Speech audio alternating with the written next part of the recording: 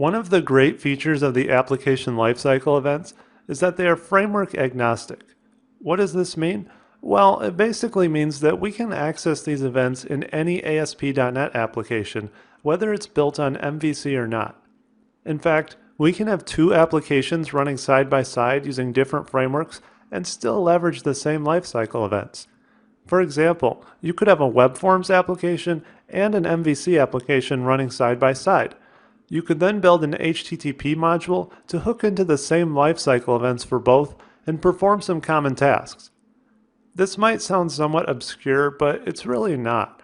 A common scenario that I've come across is when an older web forms application needs to be expanded to add an entirely new scope of features. Maybe the company is migrating to MVC, and they want all new projects built in MVC. Maybe the original developer built it years ago in web forms, and his replacement only knows MVC, so the company is going with that. The new MVC project will exist in the same solution as the old web forms project.